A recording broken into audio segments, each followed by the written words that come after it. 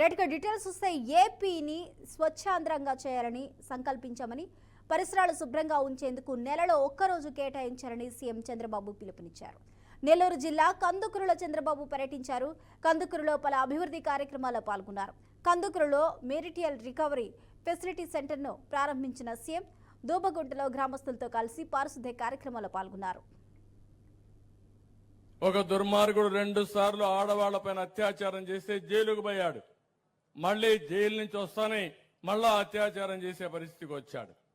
వాడిని ఏమనాలి నాకైతే అర్థం కావడం లేదు. ఇంకొక అతను నేను చూశాను.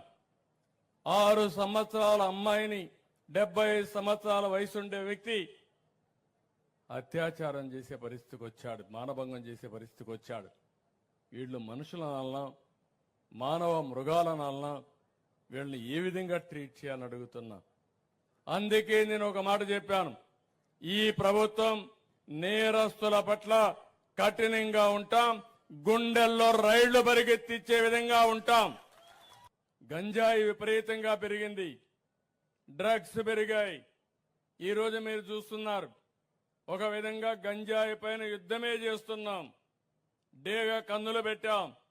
ఎవడైనా సరే గంజాయి తాగినా, గంజాయి ఉత్పత్తి చేసినా ఎట్టి పరిస్థితుల్లో ఈ ప్రభుత్వం ఉపేక్షించదు.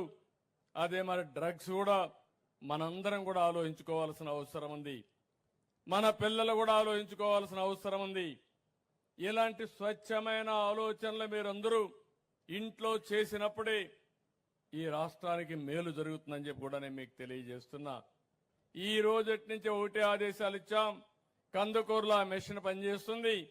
రాబోయే రోజుల్లో 25 మెట్రిక్ టన్నులు చెత్త ఇక్కడ తయారైతే ఆ రోజే కలెక్ట్ చేసి పూర్తిగా సెగ్రిగేషన్ చేసి రీసైక్లింగ్ పంపించే బాధ్యత ఈ ప్రభుత్వం తీసుకుంటామని చెప్పి కూడా నేను మీకు తెలియజేస్తున్నా.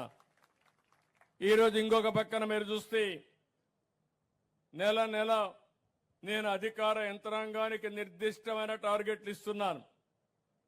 ఏం చేశారో మళ్లీ సమీక్ష చేస్తున్నాం. 5 సంవత్సరాలుగా చాలా వరకు నిర్లక్ష్యం జరిగితే ఆ నిర్లక్ష్యాన్ని తొలగించి వేగాన్ని పెంచే పరిస్థితి తీసుకొచ్చాం.